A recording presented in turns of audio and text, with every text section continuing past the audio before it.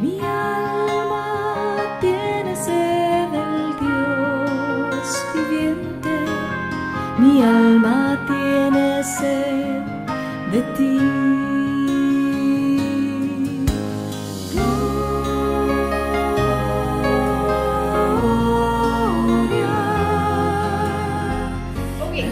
Empezar un poco con, necesitamos, aquí estamos en la lista, varios de ustedes reconocen esto, tenemos yo soy el pan de vida, yo soy la luz del mundo, la puerta, buen pastor, resurrección y la vida, camino, la verdad y la vid verdadera. Se les hacen familiares estas frases, ¿verdad? Todos la han escuchado en algún momento o la han visto, quizás tienen campolera o cosas así. Ahí están los 7 yo soy. Pero antes que podamos entrar a esto, y nosotros somos el CMM, así que varios de ustedes, ¿qué necesitamos saber para entender un pasaje? Necesitamos, empieza con C, con contexto, siempre necesitamos contexto. ¿Quién es el autor del Evangelio de Juan? Un poco obvio, pero sabemos que es el Juan. Es el discípulo de Jesús, los hijos de Zebedeo, ¿se acuerdan? Era uno de los hijos de Zebedeo que eran conocidos como los hijos de Trueno. Eran bien patúos los cabros. Así que eran chilenos, tenían carácter. Era judío, obviamente, eso es muy importante. Uno de los 12 discípulos, el más joven. Es muy probable que cuando Juan se juntó con Jesús y fue uno de sus discípulos, tenía menos de 20 años, lo más probable. Era el más chiquitito. Es importante tener jóvenes en el ministerio. El Juan empezó bien joven en esta cosa. Era parte del grupo VIP. Cada grupo, cada ministerio, cada iglesia tiene su grupo VIP, ¿sí o no? Ellos pertenecían. Ahí estaba Pedro, Santiago y Juan. ¿Qué significa eso? Eran los más cercanos a Jesús. Estaban en momentos bien claves. Por ejemplo, la transfiguración. ¿Quién estaban con él? El grupo VIP. Así que Juan vio muchas cosas que otros discípulos no vieron. Y fue por la palabra de Juan que ellos averiguaron después qué sucedió. Era un futuro líder bien principal de la iglesia. ¿Cómo sabemos eso? La historia nos muestra eso y sabemos que escribió otros libros de la Biblia también. ¿Quién se acuerda? ¿Cómo estamos? Apocalipsis, fue a él que le dio la visión. Primera, segunda y tercera de Juan. Tenemos otros libros. Y para ese entonces ya es un viejito. Interesantemente, es el último de los discípulos en sobrevivir. Seguir a Cristo viene con un precio. Ninguno de los otros discípulos llegaron a una edad vieja. Juan fue el único. Sin tener dolor, sí. La historia de la iglesia nos revela que trataron de matarlo, pero sobrevivió. Y fue por esa misma razón exiliado a una isla, la isla de Patmos. Y es ahí donde Jesús se le revela y le dice que escriba Apocalipsis. Es un hombre viejito ya. Cuando leemos primera y segunda y tercera de Juan, ya es un hombre viejo, un pastor viejo que está tratando de animar a su iglesia, que lleva años y que ama a la iglesia de Cristo. Es una persona que dedicó toda su vida a la causa de Cristo.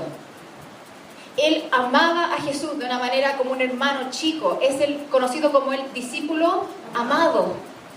Era como el hermano chico. Algunos de ustedes que tienen hermanos chicos, aunque sean de sangre o no, el cariño que le tienen, ese era Juan. ¿Pueden visualizar eso? Creo que a veces se nos olvida esa parte. Leemos las epístolas y pensamos que son estas personas que escribió. Juan era como un hermano pequeño de Jesús. La palabra de él acerca de Jesús importa porque había una relación extremadamente cercana. Entonces ahí tenemos una idea de quién es el autor de este libro. Segundo, ¿cuál es el contexto general del Evangelio de Juan? Para los que no saben, hay mucha cultura y trasfondo judío en toda la narración. Si alguna vez algunos de ustedes han leído el Evangelio de Juan, van a ver muchas cosas que son referencias a cosas judías. Por ejemplo, él organiza su material alrededor de las fiestas judías. Eso no es coincidencia, tiene un propósito y lo vamos a ir viendo. Tiene una intención particular que ¿por qué está haciendo eso?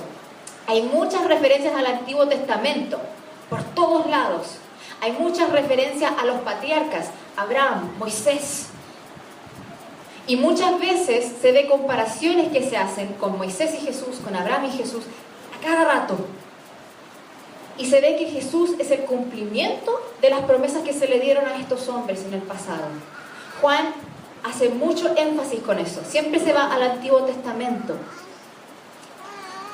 Siempre hay un continuo contraste hecho entre Jesús y los líderes judíos. Si ustedes leen el Evangelio de Juan, siempre van a encontrar, quizás cada 5 palabras dicen, y los judíos se enojaron con Jesús. Y los judíos empezaron a argumentar. Y los judíos, cuando dice eso, no está hablando de todos los judíos. Porque sabemos que mucha gente sí aceptó a Jesús, sí lo vio. Cuando Juan dice, y los judíos, se refiere específicamente a los líderes judíos. Personas como los fariseos, que sí tenían problemas con Jesús. Y Juan se enfoca en los eventos en Judea y Jerusalén. ¿A qué me refiero con eso? El propósito de Juan es llegar a la crucifixión y a la resurrección. Los evangelios sinópticos, Mateo, Marcos y Lucas, por ejemplo, ellos son más como una biografía de Jesús, muchas veces más cronológica. Juan no es así. Juan te quiere presentar la historia de Jesús, sí, pero no es el propósito fundamental. Lo que Juan tiene es un argumento teológico. Él te quiere convencer de algo. Y para hacer eso, él toma todos los eventos de la vida de Jesús, específicamente los eventos que están ya cerca de Jerusalén. Estamos hablando ya cerca de la crucifixión. Y en eso hace su argumento. Entonces, por ejemplo, si no sabían, Juan no está cronológico, no es cronológico. Por ejemplo, hay uno de los primeros episodios cuando en Juan vemos al comienzo, por ejemplo, cuando se mete al templo y empieza a echar a todos. Eso no sucedió hasta mucho más tarde, casi el 3er año. Pero Juan lo tiene al comienzo. ¿Por qué? Porque está agarrando los eventos y los organiza para hacer su argumento teológico. Por eso cuando leemos Juan y empezamos a ver que hace mención de ciertas cosas, él no está simplemente dándote una historia, una biografía, algo histórico, no. Él te está haciendo un argumento y te está poniendo cosas como ciertas fiestas, ciertas cosas judías, ciertos pasajes del Antiguo Testamento, y está rodeando toda su narración de la vida de Jesús alrededor de esas cosas porque te quiere convencer de algo. Vamos a la siguiente. Yo digo vamos a la siguiente y soy yo la que tengo que apretar, se me olvida. ¿Por qué lo escribió? Gracias a Dios Juan nos da claramente el por qué. Si ven en Juan 20, 30 y 31, hizo además Jesús muchas otras señales en presencia de sus discípulos, esto después de la resurrección, las cuales no están escritas en este libro, pero estas se han escrito para que creáis que Jesús es el Cristo, el Hijo de Dios, y para que creyendo tengáis vida en su nombre. ¿Cuál es el argumento teológico de Juan? ¿Qué quiere que él crea? Que tú creas que Jesús es el Cristo, es el Salvador, el Hijo de Dios. Y por eso él escribe esta narración. No quiere presentarte simplemente la vida de un hombre, quiere convencerte para que tú sigas a ese hombre y cambies toda tu vida para que tú seas transformado. Sabemos por todo esto que está dirigida particularmente a los judíos. Él está escribiendo esta carta a una audiencia, a unos lectores judíos. También se incluyen gentiles, porque en ese tiempo ya estamos hablando de judíos esparcidos por todas partes, la cultura griega, entonces sí está eso. Y Juan hace mucha mención del propósito de Cristo en venir, en incluir a los gentiles. Entonces sí está presente. Pero como vamos a ver, el argumento que Juan quiere presentar es porque está lidiando con judíos. Y por eso cuando vemos una narración, todo tiene que ver con muchas cosas judías alrededor. Y hay una cosa muy interesante de Juan que también nos hace ver un detalle. Quizás alguno de ustedes alguna vez notó esto cuando leyó el Evangelio de Juan.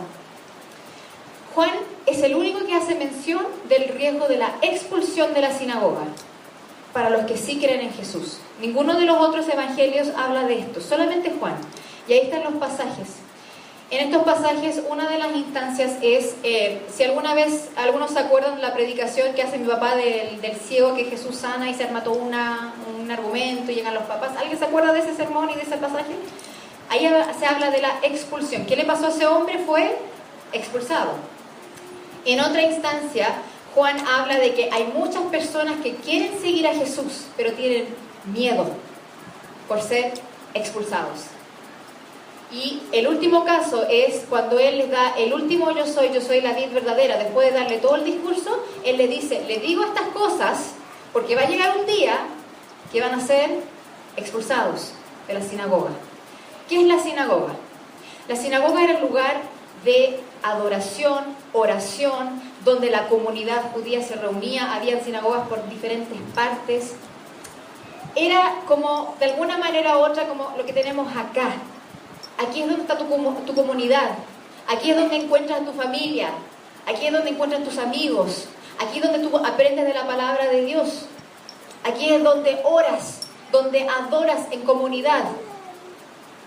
Y Juan hace mención de esto como unas 3 veces en particular, y es súper importante ver este detalle, porque como vamos a ir viendo en la serie, esto es un tema que está detrás de cada uno de los yo soy, del por qué.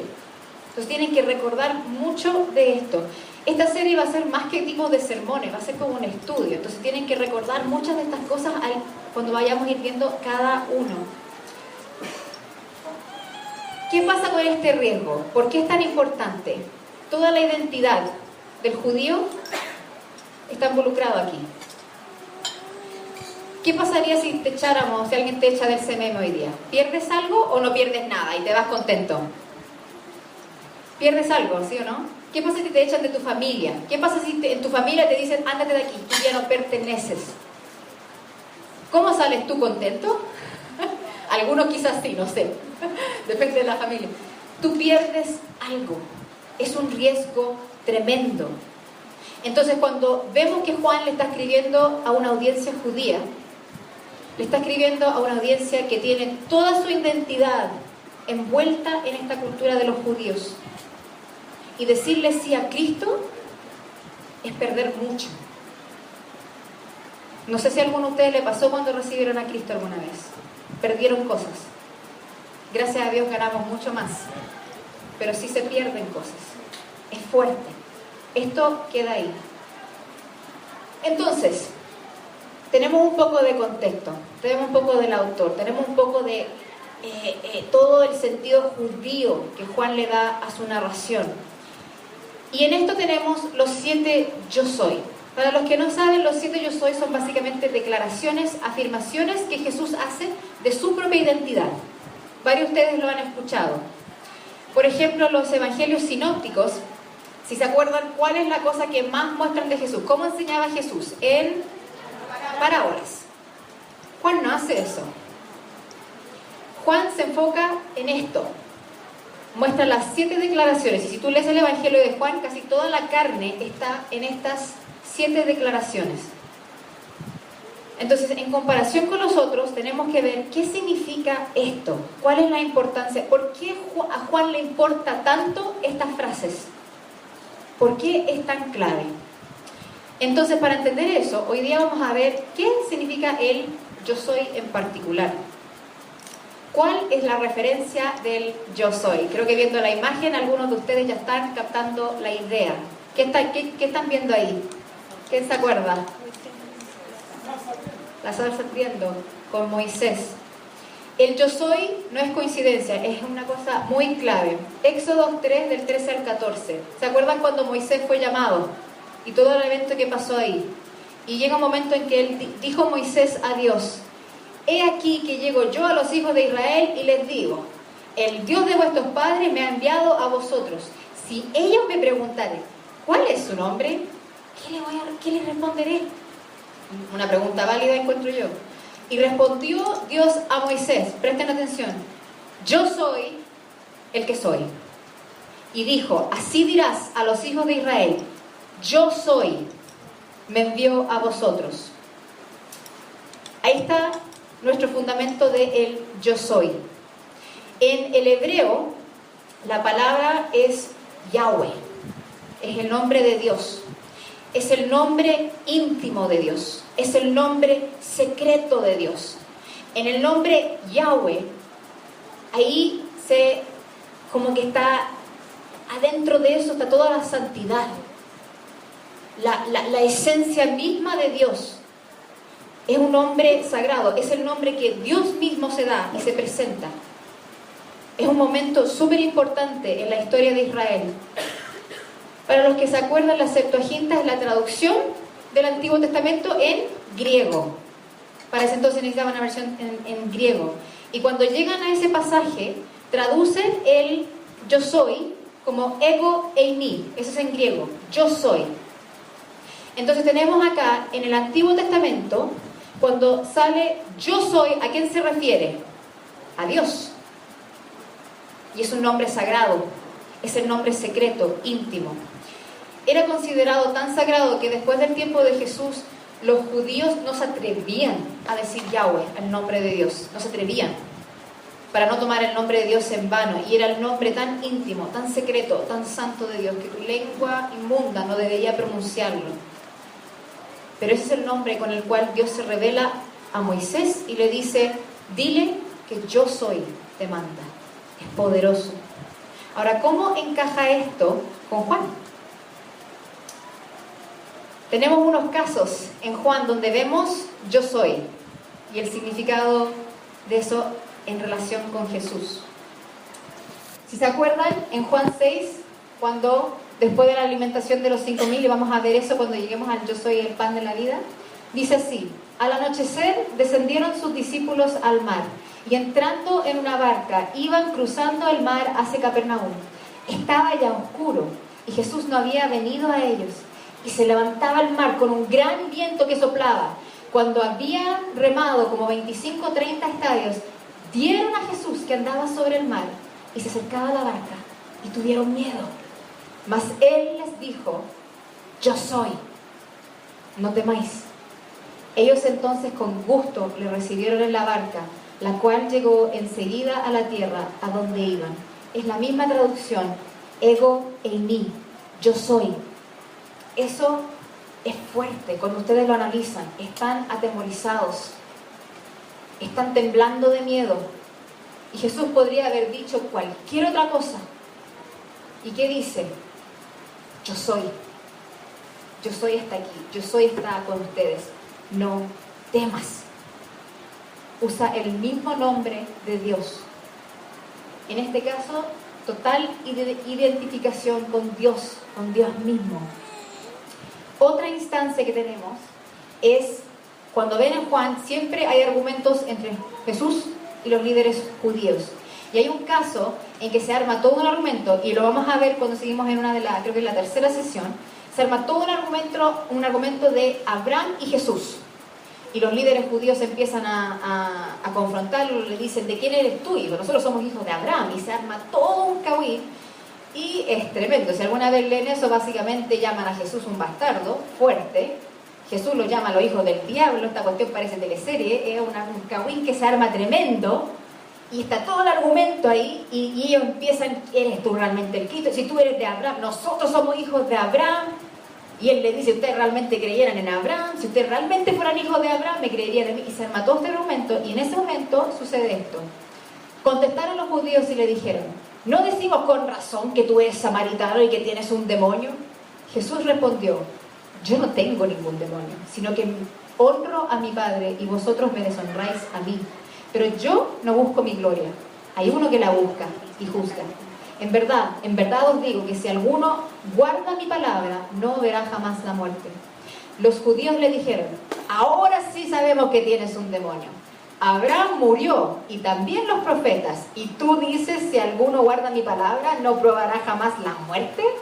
¿Eres tú acaso mayor que nuestro padre Abraham que murió? Los profetas también murieron. ¿Quién crees que eres? ¿Eres patú, Jesús? ¿Cómo te atreves a decir eso? ¿Tú te antes de Abraham? ¿Tú eres mejor que Abraham? ¿Los que te siguen a ti no van a morir? ¿Qué dice Jesús? Jesús respondió, si yo mismo me glorifico, mi gloria no es nada. Es mi Padre el que me glorifica, de quien vosotros decís, Él es nuestro Dios. Y vosotros no le habéis conocido, pero yo le conozco. Y si digo que no le conozco, seré un mentiroso como vosotros, pero sí le conozco y guardo su palabra. Vuestro padre Abraham se regocijó esperando ver mi día, y lo vio y se alegró. Por esto los judíos le dijeron, ¿aún no tienes 50 años y has visto a Abraham? Jesús le dijo, en verdad os digo, antes que Abraham naciera, yo soy. Entonces tomaron piedras para tirárselas, pero Jesús se ocultó y salió del templo. ¿Por qué querían tirarle piedras? Porque se identificó con Dios mismo en ese momento. Si alguna vez alguien te dice, no, en la Biblia Jesús nunca se dijo llamar Dios, por eso lo crucificaron. Porque dejó la escoba, porque sí se identificó con Dios mismo. Se dijo, yo soy. Eso era blasfemia, tú no te podrías identificar con Dios. Y en ese caso estaban listos para matarlo. Los líderes judíos estaban enfurecidos con Jesús, enfurecidos. Entonces, como vemos ahí, hay dos casos en particular donde solo está el yo soy. Y Juan quiere mostrarte estos eventos, porque quiere mostrarte cómo Jesús se identifica con Dios y se reconoce como tal. Y cuando Él dice, el Padre y yo somos uno, no está hablando de que son mejores amigos. Está diciendo, yo soy Dios. Y por eso fue que lo crucificaron, por haberse atrevido a decir esas cosas. ¿A dónde vamos con esto? Tenemos el contexto, tenemos el yo soy. Juan quiere que tú reconozcas que Jesús es el Cristo, el Salvador, el yo soy. Y una de las cosas interesantes de Juan, una de las cosas que yo he aprendido, es que a veces Juan hay que leerlo de atrás para adelante. ¿A qué me refiero con eso? Juan tiene una meta a la cual tú quieres llegar, te quiere llevar aquí. Y muchas veces para entender toda la narración que te ha dado anteriormente, tienes que recordar la meta final. ¿Cuál es la meta final? La crucifixión y la resurrección de Cristo. Por eso Juan se enfoca en los eventos que están cerca ya de ese día. Los otros evangelios se enfocan en muchos otros eventos más. No, Juan quiere estar ahí. Él quiere llevarte ya a la crucifixión y a la resurrección. Entonces cuando tú lees Juan y empiezas, en el principio era el verbo, ¿qué es lo que tiene que estar en tu mente? La crucifixión y la resurrección de Juan. Entonces, como un método de entender a Juan, cuando uno tiene ese concepto, esa realidad de Juan, y empiezas a leer del comienzo, empieza a hacer más sentido todas las cosas que están sucediendo. Ese mismo método vamos a aplicar ahora en los 7 yo soy, porque fue una de las preguntas que yo me hice. Algunos se recordarán, creo que fue casi un año atrás, cuando prediqué sobre la vid verdadera. ¿Algunos se acuerdan de eso? ¿Cuánto para ver las manos, para tener una idea? Ah, qué bueno, se acordaron. Está bien. Vamos a ver un poco de eso. Para los que se acuerdan les va a salir más fácil entender esa parte. Pero es clave. Para entender los yo soy, a veces hay que empezar con el último. Para entender qué está haciendo Jesús y qué está haciendo Juan al organizar todo este material. ¿Qué tenemos en la escena aquí? Para los que se acuerdan, ¿qué está sucediendo acá? La última cena. Es el momento más íntimo, el momento más... las últimas horas de Jesús antes de su crucifixión, y en ese momento Él les habla y les dice, yo soy la vid verdadera. Es un momento donde Él está tratando de animar a sus discípulos, es un momento fuerte porque en esa instancia Jesús está dando todos los fundamentos de lo que va a ser la iglesia y les habla de la unión del Padre en Él y la unión de Él en los discípulos, y les habla de la venida del Espíritu Santo y les da un mandamiento y les dice, ámense los unos a otros. Creo que es esa una que hasta el día de hoy se nos olvida. Ámense los unos a otros. Y empieza a dar todas estas cosas y los trata de animar y les dice, me voy a ir, pero solo por un rato y después voy a volver. Y les empieza a dar todas estas instrucciones y toda esta visión de una comunidad que se aman, que están unidos a Él y al Padre por medio de Él, y tienen a un Espíritu Santo viviendo dentro de ellos. Un momento muy íntimo. Y es ahí que Él dice, yo soy la vid verdadera. El último de los yo soy. Momento impactante, momento súper importante. Y para los que se acuerdan, Él le dice, soy la vid verdadera, mi Padre es el labrador, todo pámpano que en mí no lleva fruto, y empieza todo el pasaje, y después lo vuelve a repetir, yo soy la vid, y todo el propósito es, ustedes tienen que estar unidos a mí, para que den fruto. Ahora, para los que se acuerdan de la prédica, ¿qué es la vid y la viña en el Antiguo Testamento? Israel. Es una visual que se usaba para Israel, y muchas veces no por un Israel de buen comportamiento. Ahí están los pasajes. Isaías 5 habla de una parábola de una viña corrupta, básicamente un Israel que es corrupto, un Israel que no está obedeciendo, que se ha abandonado las leyes de Dios. Isaías 27 cambia a una viña restaurada, una viña que ha sido no solamente restaurada a su primer sentido, sino que ahora se expande sobre todo el mundo. Es una visión tremenda de una viña que está por todo el mundo. Salmo 80 habla de una vid que sale de Egipto, Israel que sale de Egipto. Jeremías 2:21, una vid escogida. Dios está dando un juicio a Israel y dice: yo te escogí, tú eres mi vid escogida, pero no obedeces. Ezequiel 15, 17 y 19. Si alguna vez quieren leer una cosa pero totalmente fuerte, léanse Ezequiel. Hay unas profecías tremendas, y hay 3 profecías donde habla de Israel como una viña, y son muy muy fuertes, de una viña inútil que no ha obedecido, que no ha hecho lo que Dios le ha mandado a hacer. Oseas 10 habla de una viña idólatra, y estos son algunos de los casos. Entonces vemos aquí un ejemplo de cómo el tema de la viña y la vid es una metáfora para Israel, el pueblo de Israel. Entonces, tomando eso, llegamos a la última de los yo soy. Y vemos que cuando Jesús dice: yo soy la vid verdadera, ¿qué está diciendo? Yo soy el Israel verdadero. Pónganse a la escena, ahí están los discípulos, momento íntimo, ya le ha dado todas las instrucciones. Y de repente Él dice: yo soy el Israel verdadero. Porque así lo habrían entendido los discípulos.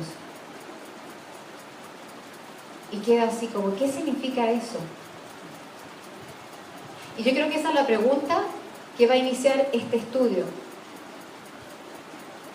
Porque la pregunta que tenemos que hacernos es si las declaraciones del yo soy son supuestamente afirmaciones de la divinidad de Jesús. Vimos que el yo soy es referencia a Éxodos. Diles que yo soy, te manda. Es una identidad, un nombre de Dios. ¿Por qué en la última, la vid verdadera, la identificación es con Israel? ¿Me captan aquí? Tenemos todos los yo soy la luz, yo soy el pan, y muchas personas son identificaciones de Jesús, de divinidad, se está identificando con Dios. Estoy totalmente de acuerdo, el yo soy te lo dice al tiro. Pero si ese es el caso, ¿por qué en el último, en vez de decir, no sé, yo soy el que soy, no agarra una cosa así como bien explícitamente divinidad de Dios? No, dice: yo soy el Israel verdadero. ¿Por qué? ¿Por qué termina con eso? Eso es lo que vamos a estar viendo en esta serie. Vamos a empezar a ver cada uno de los yo soy y analizar, y vamos a ver cuál es la progresión que Juan quiere hacer. Entonces yo les dejo esta pregunta. Como les digo, esto va a ser, no es un sermón, es una serie de estudios, y quiero que esto lo piensen. Les animo que cuando vuelvan a sus casas y hacen un devocional, escojan el libro de Juan y empiecen a leerlo, porque por 6 semanas vamos a ir viendo cada cosa. Y esta es la pregunta que queremos que esté presente en cada caso. ¿Por qué en la última de los yo soy se identifica con Israel? ¿Y cómo todas las demás encajan? Teniendo eso en mente, sí quiero volver al gran yo soy. Como vimos, Jesús se identifica con Dios mismo. Él se reconoce como tal. Y Juan tiene un argumento teológico. Él quiere que tú llegues a ese punto. ¿Qué es lo que sí quiero que te lleves hoy día en tu mente? Vamos a responder todas las otras preguntas. Esto es como una introducción.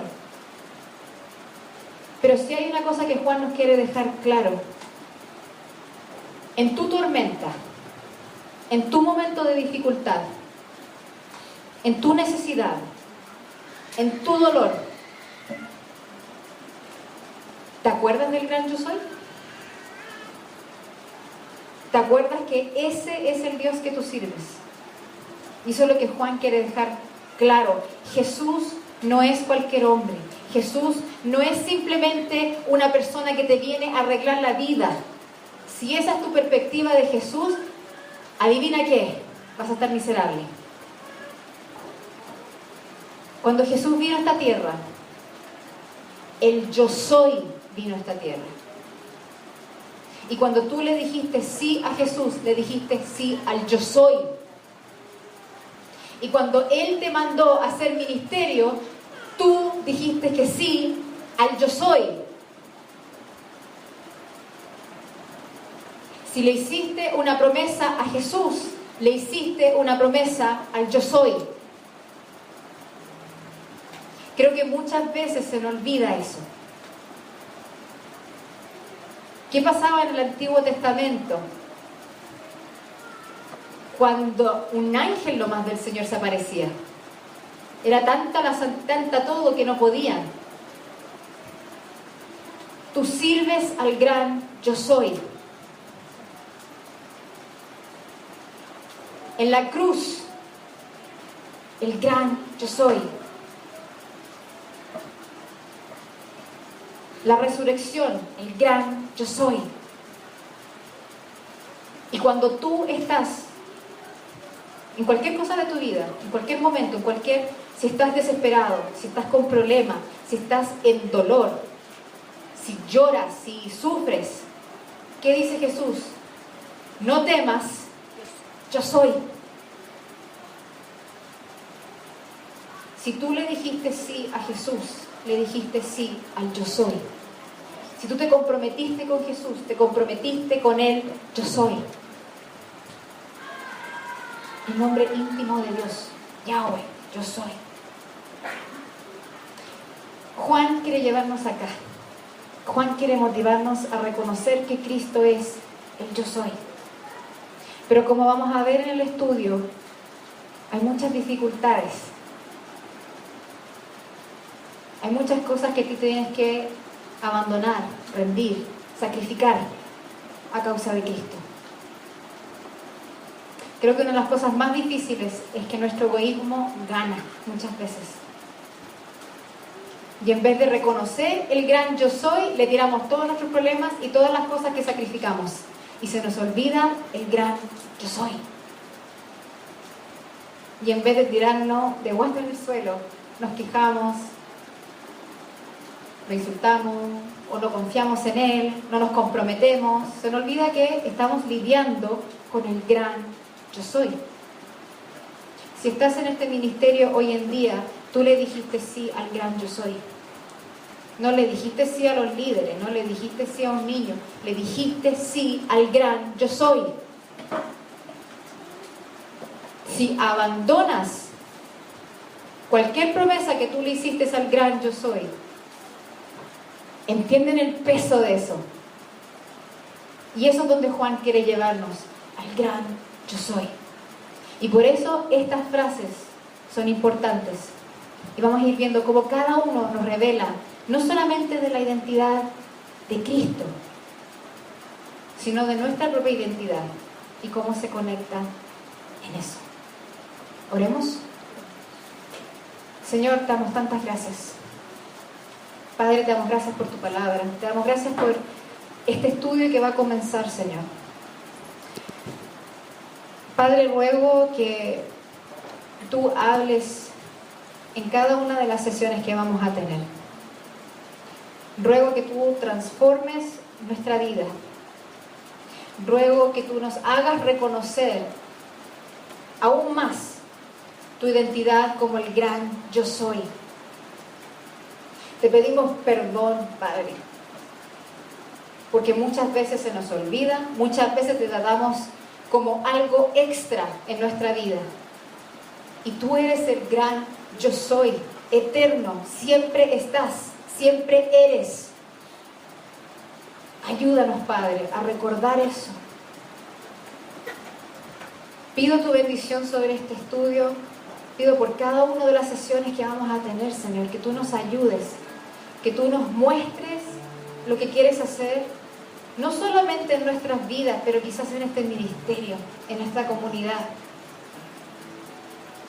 Te pido que tú nos estés hablando durante la semana, que tú nos estés recordando Ayúdanos a ser como tu discípulo Juan y darlo todo por ti, Señor. Ayúdanos a reconocer que tú eres el gran yo soy, eterno, majestuoso, Rey de reyes, Señor de señores, el gran yo soy. Nos humillamos ante ti hoy día, Padre. Te damos la honra, el honor, la gloria, la alabanza, todo, Padre, porque tú eres el gran yo soy. Ayúdanos, Señor, a recordar tus palabras. Ayúdanos a vivir de manera que reconoce ese título del gran yo soy. Te damos toda la honra, toda la gloria. En el nombre de tu Hijo Jesús. Amén.